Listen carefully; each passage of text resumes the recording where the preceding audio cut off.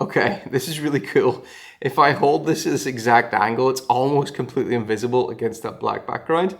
And then I tilt it, and there it is. This, I would argue, is not an action camera. In some ways, it's actually a bit less than an action camera, but in other ways, it's a bit more. This is the tiny Insta360 GO3s, a minuscule 39-gram peanut of a camera. And in this video, I'm going to run through what are my first impressions of this little guy.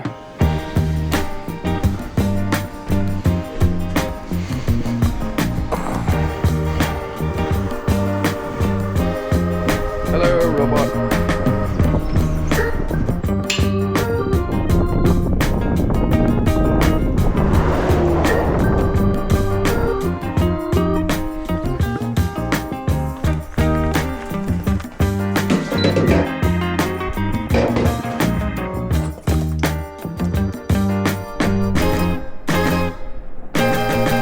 That tiny size is a huge advantage because probably my favorite way to use this camera is I got it in quick shot mode, one press, it switches on, it's going to start recording.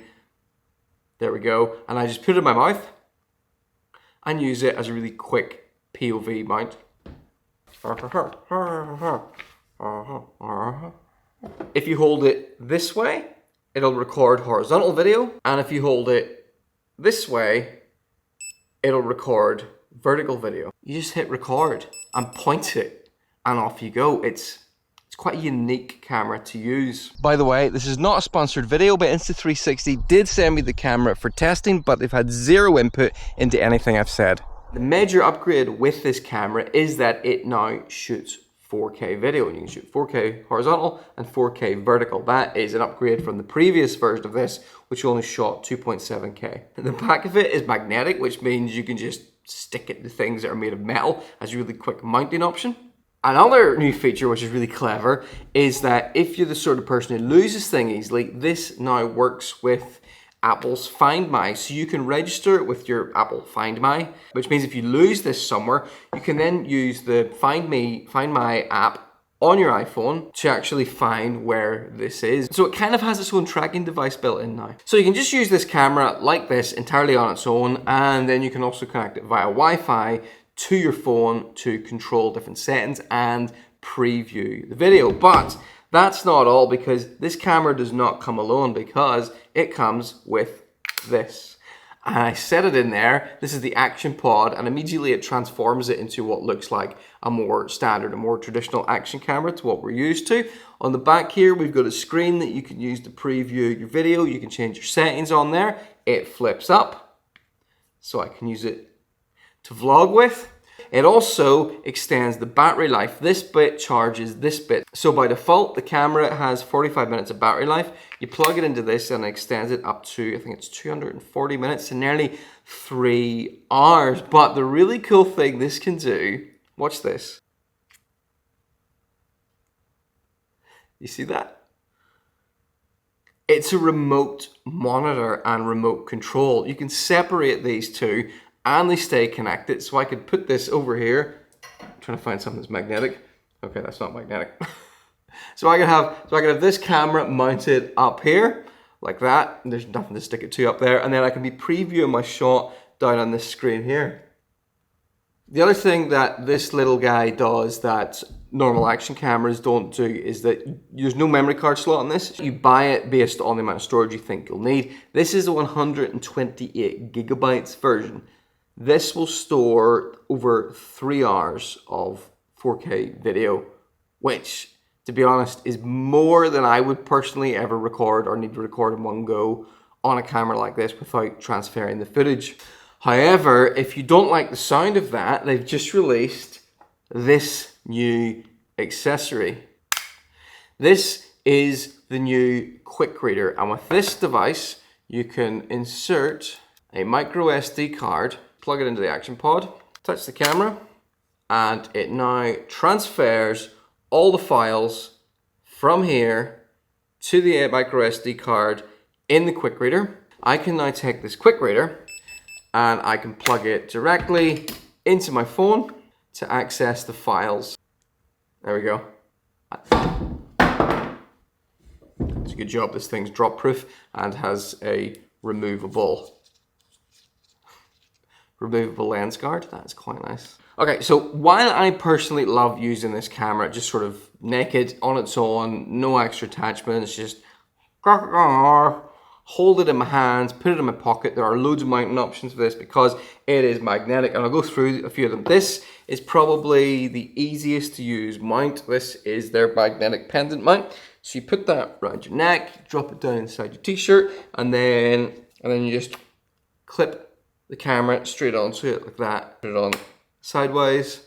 This is the other mount it comes with. This is quite cool. This has this magnetic mount on top that you can attach this straight to, and you can either attach the camera part directly or you can plug it into the action pod, and the action pod has got the same magnetic mount on the bottom, and you can put it on as well. And then the bottom of this is sticky, but it's like a special kind of reusable stickiness, so you can just stick this in any flat surface and it'll instantly stick. So that mount is great for sticking this on flat surfaces, maybe windows, inside of a vehicle. But if you can't find a flat surface or you want to mount it on something else, you just screw this, and then you got a tripod thread on the bottom there, so you could mount this on a selfie stick like this. Just screw that on the bottom. That's one of Insta360's invisible selfie sticks. Twist that up, and now you can use it like that. You can also get these action camera mounts. Yeah, and then that gives you like a standard 2-prong action camera mount. Horizontal one and a vertical one. Super duper handy clip here. Magnetic clip that just goes in like that. You can see that? It's clipped. So this works really well. You can attach this, twist that up, and you can attach this onto a cap, or you can attach it onto the strap on a bag. So I mentioned that this was the new version of this camera. This is the 3S. The previous version was the 3. Now you might be wondering, why is this not the 4? Well, because it's more of an incremental change rather than like an entirely new version. So I'll list through all the things that are different between this one and the previous version, or at least the things I think are most significant. So the main one is it now shoots 4K, but it also shoots at 4K at a maximum bit rate of 120 megabits per second. It has a new max view FOV, which gives you a really wide angle field of view with distortion reduction. It can shoot interval videos, so you could set this up, maybe stick it onto that pendant and just get it to record at random intervals all the way through your day. So you could create like a first-person vlog of your day without having to do anything. It now also has gesture control, so if it's a little bit far away from you, you could hold up your hand and it'll start recording. Look at that. And you can hold up your hand again and it'll stop. And if you want to take a photograph, you do a peace sign.